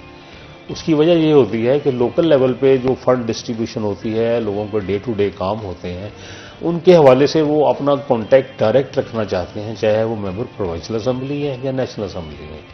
वो एतमाद नहीं करते, ना अपनी ज़ात पे एतमाद करते हैं, ना लोगों की ज़ात पे एतमाद करते हैं, जिसकी वजह से उनकी मुखालफत की वजह से ये निज़ाम जो है ना, ये सियासी गवर्नमेंट के दौर में ये निज़ाम कभी भी फल फूल नहीं सका। आप हिस्ट्री देखें तो ये निज़ाम उन लोगों ने हमें दिया है जिनके इदारों में डेमोक्रेसी नहीं होती। आई मीन फौज के बड़ी बड़ी डिसिप्लिन इदारा है। लेकिन देखें 79 में भी और मुशर्रफ के दौर में भी ये लोकल गवर्नमेंट का निज़ाम जो है वो फौजी हुकूमतों ने दिया और बड़ी खूबसूरती से चलाया है। जैसे ही सियासी हुकूमतें आती हैं वो अपनी उस सियासी नर्सरियों को खुद ही तबाह करने की ज़िम्मे हो जाती हैं। तो जब तक वो टॉलरेंस बर्दाश्त उनमें नहीं आती, उस वक्त तक इस निज़ाम में तब्दीली लाना बड़ा मुश्किल है। आखिर हम सेल्फ सस्टेनेबिलिटी की बात करें, बड़ा इंपॉर्टेंट हिस्सा होता है किसी भी लोकल गवर्नमेंट डिपार्टमेंट का कि वो सेल्फ सफिशिएंट हो सके, ना सिर्फ फैसलों के अंदर बट ऑल्सो फंडिंग के हवाले से। और रिसेंटली लोकल ऑर्डिनेंस 2021 के अंदर सेल्फ सस्टेनेबिलिटी की बात की गई है, क्या समझते हैं, क्या ओपिनियन है आपका इसके ऊपर? इसमें ऐसे है कि जो 79 का निज़ाम चला था उसमें किसी हद तक फाइनेंशियल ऑटोनॉमी थी, रिसोर्सेज थे लोकल गवर्नमेंट इदारों के पास। लेकिन आपके इल्म में होगा कि उस वक्त जब ये गुड्स एग्जिट कंट्रोल टैक्स वगैरह और सेल टैक्स की मद में ये ख़त्म किए गए जो इनका बड़ा सोर्स ऑफ इनकम था, तो उसके बजाय ये प्रोविंशियल गवर्नमेंट ने जिम्मा ले लिया कि हम इनको एलोकेबल नेशनल जो फाइनेंस अवार्ड है वो प्रोविंशियल फाइनेंस अवार्ड में तकसीम होगा और वहाँ से फिर डिस्ट्रिक्ट लेवल पे तकसीम होगा और फिर यूनियन काउंसिल की सतह पे तकसीम होगा। तो वो सारे रिसोर्सेज जो हैं वो गवर्नमेंट एलोकेट करती थी। अच्छा, जहाँ तक इनके लोकल रिसोर्सेज थे उसको बढ़ाने की बजाय उनको कम किया गया था। लेकिन उस वक्त उनके फंड्स की बहुतात थी, डेवलपमेंट बहुत ज़्यादा हुई, फंडिंग आ रही थी। एक वो हमारा पॉलिटिकल सिनेरियो था, इंटरनेशनल पॉलिटिकल सिनेरियो था जिसके हवाले से पाकिस्तान एक फोकस बना हुआ था, अफगान वार के हवाले से या दूसरे इश्यूज़ के हवाले से, तो बहुत ज़्यादा फंडिंग आई। तो उस वक्त उनको महसूस नहीं हुआ। लेकिन 2001 के बाद जो इनके बहुत सारे मेन सोर्सेज थे लोकल गवर्नमेंट इदारों के, वो गवर्नमेंट ने इनसे ले लिए। बस उसमें 3-4 कंपनियां बना दी गई, जैसे सॉलिड वेस्ट मैनेजमेंट कंपनी बना दी गई और पार्किंग कंपनी बना दी गई, इसके अलावा कैटल मार्केट कंपनी बना दी गई। तो ये मेन सोर्सेज होते थे किसी भी लोकल इदारे के मैनेज करने के। अब ये सारे प्रोविंशियल लेवल पे मैनेज होते हैं। अब जितने भी ये इदारे हैं हमारे लोकल गवर्नमेंट के, ये अपने फंड्स जनरेट करने की पोजीशन में नहीं है, बहुत मीगर रिसोर्सेज हैं इनके पास। अच्छा, अब वो छोटे छोटे जो लाइसेंसेज होते हैं जो जारी करती हैं ये इदारे, अमूमन वो लोग पे नहीं करते। अच्छा, इसमें ऐसे होता है कि अगर आप देखें ना जी, अगर आप बिजली का बिल पे नहीं करते या गैस का बिल पे नहीं करते तो दूसरे ही महीने आपको डिस्कनेक्शन थ्रेट होता है। लेकिन यहाँ पे ऐसा कोई थ्रेट नहीं होता जिसकी वजह से लोग इसको बड़ा लाइटली लेते हैं। साल हाँ साल तक लोग अपने वाजबात पे नहीं करते। और लोकल गवर्नमेंट भी इस पोजीशन में होती हैं कि पॉलिटिकल नुमाइंदे होते हैं, वो किसी एक इलाके से इलेक्शन के लिए जाते हैं, वह रेजिस्टेंस आती है, उस रेजिस्टेंस को वो पॉलिटिकली बेनिफिट लेना चाहते हैं, वो फंड्स ना कलेक्ट करने की बजाय उनको एक रिलीफ, छोटा सा रिलीफ दे देते हैं। लेकिन अल्टीमेटली वो इदारे पे एक बोझ बन जाता है। जहां तक चाहिए था इन इदारों को सेल्फ फाइनेंसिंग के हवाले से, सस्टेनेबिलिटी के हवाले से, तो इनको ये ज़्यादा इदारे देने चाहिए थे और इनकी कैपेसिटी बढ़ानी चाहिए थी, बजाय इसके कि ये फंडिंग सोर्सेज उनसे लेके उनको बेदस्तोपा करके रख दिया गया है। बहुत सारे ऐसे इलाके भी हैं, अगर हम हमारे मुल्क की बात करें on a larger level, her province के अंदर, कुछ प्रोविंसेस के अंदर मोर देन अदर्स, जहां पर किसी फॉर्म की गवर्नमेंट नहीं है and maybe to some extent कोशिश जरूर की जाती है, बट इंडिविजुअल गवर्नमेंट्स वहां पे फॉर्म नहीं हो सकी, ना ही वो अंडर किसी भी डिस्ट्रिक्ट आते हैं, जो रिस्ट्रिक्शन आते हैं। क्या किया जाएगा आने वाले वक्त में और क्या किया जाना चाहिए आने वाले वक्त में इसके हवाले से? देखिए, जहाँ तक मैं समझता हूँ, मैं कोई 32 साल में लोकल गवर्नमेंट डिपार्टमेंट में मुख्तलिफ पोजीशन पे काम किया हूँ और मुख्तलिफ जो इंटरनेशनल एजेंसीज हमारे साथ काम करती थी उनके साथ भी काम करने का एक्सपोजर है। तो इससे हमें एक इंटरनेशनल कंपैरेटिव लुक मिलती थी कि मुख्तलिफ मुल्कों में ये निज़ाम कैसे चल रहा है। होना तो ये चाहिए था कि हमारा हिस्ट्री से हम सबक सीखते, जितने भी हमारे निज़ाम आए हैं उनकी तमाम पॉजिटिव चीज़ों को हम इकट्ठा करते और उसको नए जो हमारा निज़ाम आता है उसमें इनकारपोरेट करते, और जो उसमें चीज़ें इस्लाह तलब थीं या उसमें से निकालने वाली थी उनको कंसेंसस के साथ निकाल भी सकते थे। लेकिन बदकिस्मती पाकिस्तान में लाइकिंग और डिसलाइकिंग प्रोविंशियल लेवल पे भी और नेशनल लेवल पे भी, उसकी वजह से बहुत सारे अच्छे निज़ाम की जो खूबियां हैं वो भी दफन हो जाती हैं, जबकि उनको कैरी फॉरवर्ड करना चाहिए था आगे लेके जाने में। असल में मसला हमारे पाकिस्तान में किसी इस हद तक है कि लोग अपने नामो नमूज पे इतना ज़्यादा बिलीव करते हैं कि कोई भी मंसूबा हो, कोई भी सिस्टम हो, कोई भी नई चीज़ हो, वो चाहते हैं चाहे बेनिफिशियल हो, वो चाहते हैं उनके नाम के साथ आगे बढ़े, जबकि ये उनके काम के साथ आगे बढ़नी चाहिए थी। अगर किसी ने कोई काम किया होता है तो वक्त उसको याद रखता है। जो अपने नाम के साथ याद रखने की कोशिश करते हैं तो वक्त कुछ अरसे बाद उनको बुला देता है। तो जैसे काम लोगों ने किए हैं तो वो जब आगे बढ़ते हैं, बस मिसाल मैं आपको देता हूँ छोटी छोटी, हमारे फैसलाबाद में ही एक सर गंगाराम का आप नाम ने सुना होगा, उनका गांव भी है इधर गंगाराम, गंगापुर। वहां पे उन्होंने घोड़ा ट्रेन बनाई थी, लोगों को गांव से कुछ 4-5 किलोमीटर का फासला है रेलवे ट्रैक तक लाने के लिए। वो आज तक उनके लोगों के हवाले से याद है। फैसलाबाद का डिज़ाइन गंगाराम ने बनाया था, तो आज तक लोग याद है कि गंगाराम ने उस फैसलाबाद के ऊपर से डिज़ाइन को किया था। लाहौर की बहुत सारी बिल्डिंग्स बनाई थी, वो अपने नाम के साथ जिंदा है, काम के साथ उनका नाम जिंदा है। लेकिन हमारे यहाँ पाकिस्तान में बदकिस्मती यह है कि हम अपने नाम को जिंदा रखना चाहते हैं। जब इक़्तिदार में होते हैं तो लोग मजबूरन आपका नाम लेते हैं, लेकिन जैसे ही जाते हैं तो वक्त अपनी रफ्तार से उन चीज़ों के फैसले करता है। तो चाहिए इनको यही कि ये एक सीधी राह इख्तियार इस तरह से करें कि अपने काम के हवाले से जिंदा रहने की कोशिश करें। तो जैसे ही ये तब्दीली आएगी तो यकीनन हमारा लोकल गवर्नमेंट सिस्टम भी मजबूत होगा और लोगों के किए हुए काम भी लोगों के लिए बेनिफिशियल होगा। आपका अपना जो एक्सपीरियंस रहा है उसमें कौन सी ऐसी 3 चीजें हैं जो आपके मोस्ट इम्पॉर्टेंट लेसन्स रहे? देखिए, जहाँ तक लोकल गवर्नमेंट सिस्टम का काम है, मैं ये समझता हूँ कि एक तो यूनियन काउंसिल जो हमारी मौजूद थी बुनियादी सतह पे, जिसमें 5 से लेके 7-8 गांव शामिल होते थे, तो पूरा जो हमारा पंजाब या इवन पाकिस्तान जो था, वहाँ शहरी इलाकों को छोड़ के जो देहाती इलाके थे वो सारे यूनियन काउंसिल में तकसीम हो गए थे। उनका और जो म्यूनसिपैलिटीज़ थी, म्यूनसिपल कॉरपोरेशन थी या टाउन कमेटीज़ थी, बुनियादी तौर पर उनका एक बुनियादी काम होता था और वाइटल इवेंट की रिकॉर्डिंग, जिसको हम सिविल रजिस्ट्रेशन कहते हैं, CRVS। तो उसमें बुनियादी तौर पर हमारे 4 जो हैं, हमारे death, birth, divorce, marriage and second marriage, उसकी इजाज़त, ये सारा लोकल गवर्नमेंट इन इदारों के जिम्मे था। और इसके अलावा इनके पास एक मुसालती किरदार भी होता था कि छोटे छोटे जो इलाकों के जो मसाइल हैं वो मिलके उनको मुसालती तौर पर, बजाय कि वो कोर्ट में जाएं और लिटिगेशन में जाएं, वो बुनियादी तौर पर उनको हल कर दिया करते थे। जिसका मुतबादल निज़ाम हिंदुस्तान में, हमारे मुल्क में पंचायत सिस्टम के हवाले से चल रहा है, जबकि उस पंचायत को कुछ उन्होंने लीगल इख्तियारात, राइट भी दिए हुए हैं कि उनके फैसले जो है वो उनकी कानूनी हैसियत है। अच्छा, अब वो निज़ाम यहाँ पे हमारे कुछ अर्से तक चलता रहा है और दरमियान में बंद भी हुआ। उसका ढांचा मौजूद होता है ऑर्डिनेंस में, लेकिन उसकी फॉर्मेशन कभी नहीं हुई, लोगों के मसाइल उस तरह से हल नहीं हुए। एक तो मैं समझता हूँ कि CRVS, civil registration of vital statistics, Pakistan में अभी ये 4 इवेंट तक महदूद है, जिसमें हमारा है death, birth, marriage and divorce. जबकि इंटरनेशनली जो है इसके अब तकरीबन 7 उन्होंने इसमें इवेंट रिकॉर्ड करते हैं। बस इसके बाद क्या करते हैं कि खुदा न खासा किसी की फाइटल डेथ होती है तो उसकी रिकॉर्डिंग होती है कि किस वजह से हुई है, ताकि आइंदा आने वाले वक्त में उसका तोड़ किया जा सके। इसके अलावा अडॉप्शन भी एक बहुत बड़ा मसला है।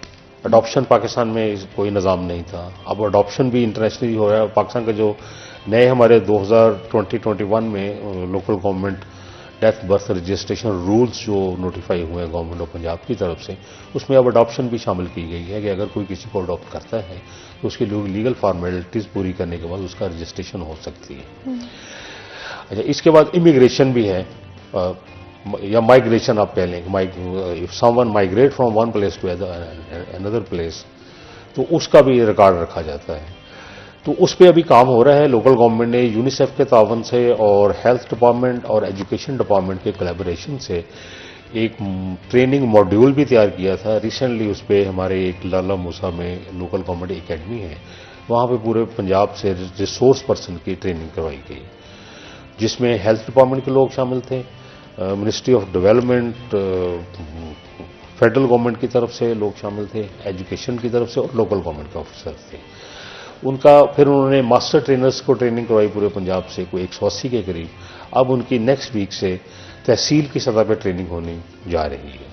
उससे ये फ़ायदा होगा, और इसके साथ साथ गवर्नमेंट इसको टेक्नोलॉजी पे भी कन्वर्ट कर रही है कि एक मोबाइल ऐप इंट्रोड्यूस कराई है with the help of with the collaboration of Telenor government of Punjab ने, कि जैसे ही किसी की कोई बर्थ या डेथ की रजिस्ट्रेशन का मसला होता है कि इसकी बजाय कि वो दफ्तरों के चक्कर लगाएं और कागजी सर्टिफिकेट हासिल करने की कोशिश करें, वो मोबाइल पे वो सारा डाटा अपलोड करेंगे, जबकि वो सारा हमारे मेन रिकॉर्ड में आ जाएगा और उसको सर्टिफिकेट लेने में भी उतनी ही आसानी होगी। और इससे ये 2-3 फ़ायदे और भी होंगे। सहूलत के साथ साथ फ़ायदा ये होगा, जो फेक डेथ बर्थ रजिस्ट्रेशन है उसका भी खात्मा होगा। वंस इस टेक्नोलॉजी के जरिए वंस थिंग्स आर रिकॉर्डेड, तो वो मुख्तलिफ सतह पे डिसमिनेट हो चुकी होंगी।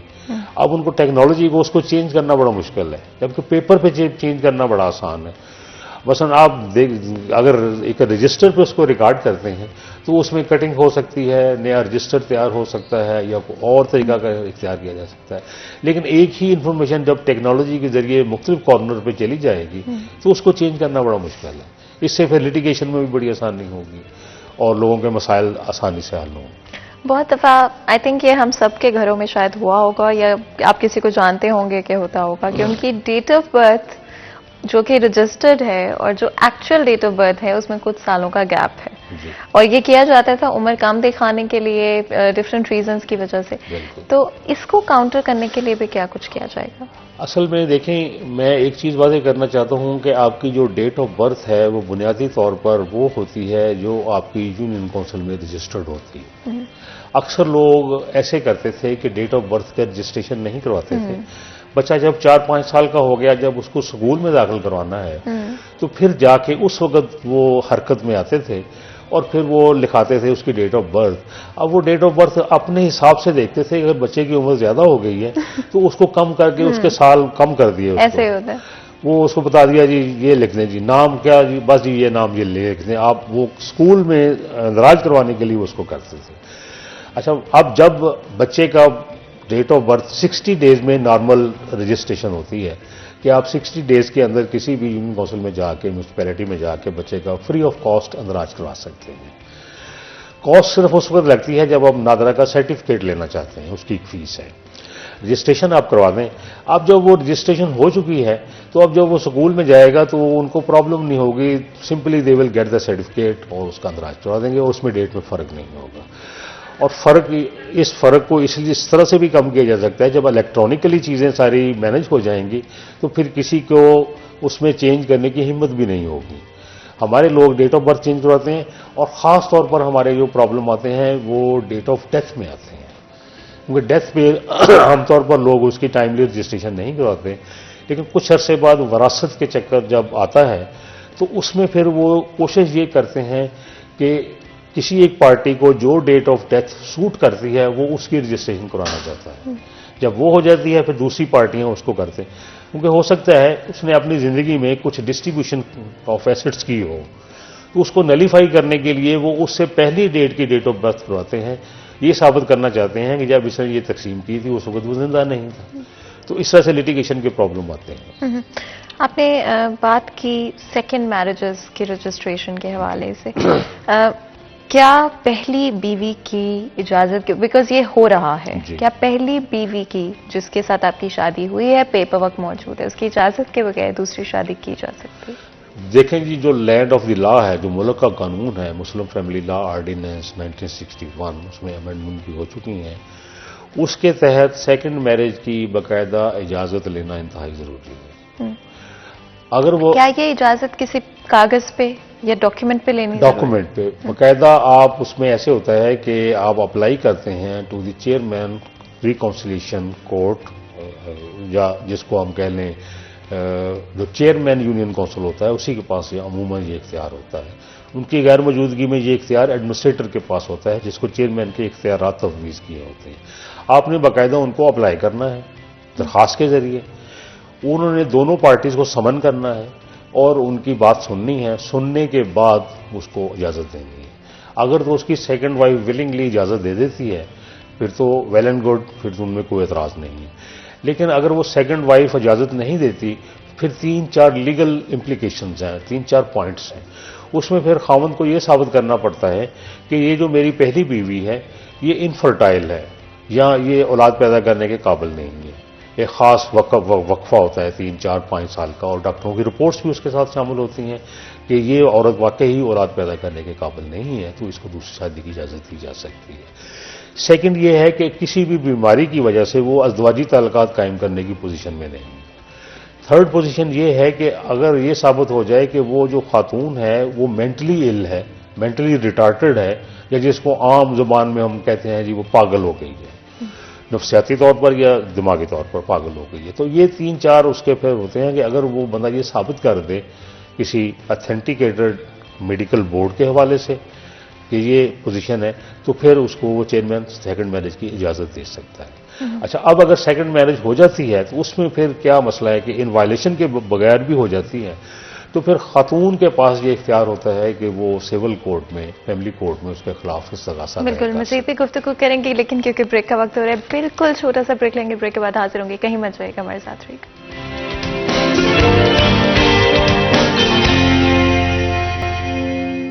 Welcome back. सीरिया चैन में एक दफ़ा फिर आपको खुशामदीद कहते हैं। ब्रेक में जाने से पहले आपको पता है कि गवर्नमेंट, लोकल गवर्नमेंट के हवाले से डिस्कशन जारी था। क्या चीज़ें हैं जो कि इम्प्रूव हो सकती हैं, कहाँ पर बेहतरी लाई जा सकती है। सर्टिफिकेट रजिस्ट्रेशन के हवाले से बात करें तो कई सारी चीज़ें हैं जो कि अभी भी फेक सर्टिफिकेट्स बना लिए जाते हैं और काफ़ी इश्यूज जो हैं परसिस्ट करते हैं। सेकंड मैरिजेस के हवाले से भी हमने बात की, किन सूरत हाल में किसी को बगैर अपनी पहली वाइफ की इजाज़त के सेकंड मैरिज करने की इजाज़त है, और इन द केस के अगर बगैर पूछे कहीं पर यह होता है और पहली बीवी को कंप्लेन करनी है या कुछ इस तरह का करना है तो सिविल कोर्ट में जो है वो जा सकते हैं। कुछ ऐड करना चाहेंगे? जी, सिविल कोर्ट में वो इस्तगासा दायर कर सकती है और उसमें सिविल कोर्ट अगर उस केस को सुनने के बाद अगर कानून की वायलेशन हुई हो तो उसको जुर्माना भी कर सकती है और सजा भी कर सकती है। लेकिन बुनियादी तौर पर होता यह है कि अमूमन हमारी जो ख्वातीन हैं वो सिविल कोर्ट में बहुत कम जाती हैं, बहुत कम जाती हैं उसको। अच्छा, अब इसमें यह है कि सेकंड मैरिज जो है वो इनवैलिड नहीं हो जाती, वो उसको आप ये नहीं कह सकते कि वो बातिल नहीं या झूठी नहीं साबित होती, खत्म नहीं हो जाती सेकंड मैरिज। वो उसको इरेगुलेशन कहा जा सकता है, उसको रेगुलेट किया जाता है थ्रू कोर्ट, उस फाइन करने के बाद या सजा करने के बाद, या सेकंड वाइफ अगर उसको वैसे केस में माफ कर देती है तो वो उसकी सेकंड मैरिज जो है वो रेगुलेट हो जाती है। इससे जो लोगों के ज़हन में ये है कि वो दूसरी शादी जो ख़त्म हो जाती है ख़त्म नहीं होती, लेकिन उसमें कानूनी तौर पर कुछ सजा है जो वो फेस कर सकता है। बहुत सारे केसेस में जब second marriage comes into play तो पहली वाइफ वो तो is a different scenario, but साथ जो बच्चे कई जगहों पे अटैच होते हैं तो व्हाट हैपेंस टू दैट कि अगर चलें दूसरी शादी के जो है वो वैलिडेशन हो जाती है, जो पहली वाइफ से बच्चे हैं उनकी रिस्पॉन्सिबिलिटी क्या उठाने को कहा जाता है? कोई इस तरह का फ्रेमवर्क मौजूद है? नहीं, उसमें कोई नहीं, ऐसी बात नहीं है। वो जो बंदे की जो उसने 2 शादियां की हैं वो दोनों को फाइनेंशियली तौर पर दोनों को इक्वली सपोर्ट करने का उसके पास राइट है। अब वॉल्यूम ऑफ एक्सपेंडिचर जहां पे ज्यादा है वहां पर ज्यादा करेगा, जहां कम है कम करेगा, लेकिन कोशिश करेगा कि उन दोनों को जो बुनियादी ज़रूरियात हैं वो वही प्रोवाइड करे, उनकी एजुकेशन या दूसरी। मसला ये आता है कि खुदा न खास्ता उसकी डेथ हो जाती है तो फिर जो डिस्ट्रीब्यूशन ऑफ एसेट्स है फिर वो तकसीम होते हैं, जो उसकी प्रॉपर्टी है वो फिर उनमें इक्वली उसके हवाले से तकसीम हो जाती है। बाकी इसके अलावा और कोई उसमें कोई ये कोई ऐसी बार नहीं है, कोई कदगन नहीं है कि वो किसको ज्यादा देगा या किसका काम होगा, किसका राइट ज्यादा है किसका काम कम है, वो नहीं है। दो इक्वल राइट्स हैं दोनों के, जो उसके एसेट्स हैं वो दोनों में तकसीम कर सकता है। उसमें 2 तरीके हैं, एक तो वो अपनी ज़िंदगी में खुद ही तकसीम कर दे तो फिर विरासत के मसाइल नहीं पैदा होते। अगर खुदा न खास्ता वो उसकी डेथ हो जाती है, उससे पहले हो जाती है, तो फिर विरासत के जो हमारे कवानीन हैं उनके तहत फिर उनकी डिस्ट्रीब्यूशन होती है। अडॉप्शन के हवाले से भी आपने बात की, जो कि रिसेंटली हमारे यहाँ भी किया जा रहा है, सर्टिफिकेशन और रजिस्ट्रेशन की जा रही है। क्या लॉज जो हैं वो आज के वक्त के साथ चल रहे हैं या हम थोड़ा सा पीछे हैं? नहीं, अब 2021 में जैसे हमारे कवानीन बने हैं तो वो काफ़ी हद तक जो है इंटरनेशनली वो उनके साथ हैं, क्योंकि इससे पहले ये होता था कि आपने खुदा न खास्ता किसी बच्चे के जोड़े के 10-12 साल शादी के बाद औलाद नहीं पैदा होती तो अमूमन वो क्या करते थे, किसी न किसी के बच्चे को अडॉप्ट कर लेते थे, किसी सिस्टर का, भाई का, बहन का, रिश्तेदार का या कहीं किसी नावाकिब का भी वो जब अडॉप्ट कर लेते थे तो उसमें 2 तरीके होते थे कि उस बच्चे की जो वल्दियत है उसमें वो उसके पहले ओरिजिनल वालिद का नाम शामिल होता था। अब जब वो उनके साथ वो रह रहा है तो उसकी कोई लीगल पोजीशन नहीं होती थी कि वो उनके साथ रह तो रहा है लेकिन उसकी वल्दियत उसके ओरिजिनल पेरेंट्स के पास है। तो जब उनके राइट्स की बात आती थी तो उस बच्चे को वो राइट्स नहीं मिलते थे, विरासत में राइट्स नहीं मिलते थे, या उस बंदे की डेथ हो गई है तो जो नए जो जोड़ा जिसने अडॉप्ट किया हुआ उसके जो अजीज हैं वो केस कर देते थे कि ये तो उसकी औलाद ही नहीं है, ये विरासत में हिस्सेदार नहीं है। तो इसमें फिर गवर्नमेंट ने एक तरीका कर तय किया है कि आप एक लीगल एग्रीमेंट के तहत बच्चे को किसी को अडॉप्ट करें जो देने वाला है वो भी लीगल डॉक्यूमेंट पे साइन करे और आप भी साइन करें, और उसमें उसकी वल्दियत शामिल करें, और उसके जो राइट्स होंगे वो अभी तक क्लैरिफाई कर दें कि इसको उसकी विरासत से राइट मिलेंगे। लेकिन अगर बाज़ लोग ऐसे होते हैं कि वो बहुत छोटी उम्र का बच्चा, 2, 4, 5 दिन का बच्चा वो ले लेते हैं, जब उसकी वल्दियत में वो जिन्होंने अडॉप्ट किया होता है वो अपनी पेरेंटेज उसमें रिकॉर्ड करवा देते हैं, उसमें भी मसाइल पैदा होते थे।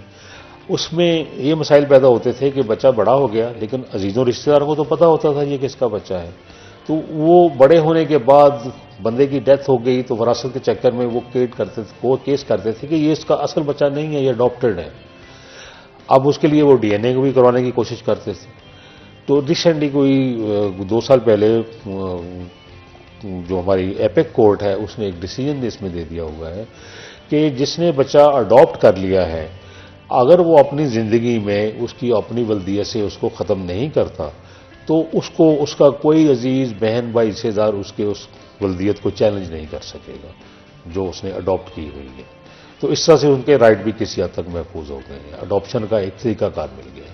इसके अलावा कुछ और होता था, जैसे लावारिस बच्चे, उनके रजिस्ट्रेशन का मसला होता था, तो वो भी उसमें नए रूल्स में ये भी उसमें शामिल हो गया है कि जो इदारा उनको अडॉप्ट करेगा तो वो उनकी पेरेंटेज में उनका कॉलम ऐड कर दिया गया है कि वो उनका मसलन जो लावारिस बच्चे मिलते हैं लाजमी नहीं है कि सबकी वल्दियत ना हो। बाज ये होता है कि उनकी वल्दियत होती है लेकिन पेरेंट्स उनके खुदा न खासा उनकी डेथ हो गई है या वो अकेले रह गए हैं, उनकी पेरेंट्स तो डिटरमन है, उनकी पेरेंटेज में कॉलम में वो होगा, सरपरस्त में वो उस इदारे का नाम होगा। लेकिन जिन बच्चों की वल्दियत भी बिल्कुल ही मालूम नहीं है तो उनकी पेरेंटेज में वो इदारा जो सरपरस्त के तौर पर उस इदारे का, मसलन ईदी होम्स वाले हैं या वो और हैं, तो फिर उनका नाम उसमें शामिल कर दिया गया है। आपने बात की स्मॉल इश्यूज की जो कि ऑफ कोर्स लोकल गवर्नमेंट की तरफ से सॉर्ट आउट किए जाते हैं, क्या इश्यूज हैं अगर थोड़ा सा बताएं। इसमें देखें जी, बुनियादी तौर पर जो लोकल गवर्नमेंट के इदारे हैं उसमें 2-3 बुनियादी फंक्शंस हैं। सबसे पहला फंक्शन तो जिसमें हम अभी बात कर रहे थे कि CRBS system, civil registration, vital statics की रिकॉर्डिंग है, इसमें एक पूरा सिस्टम है।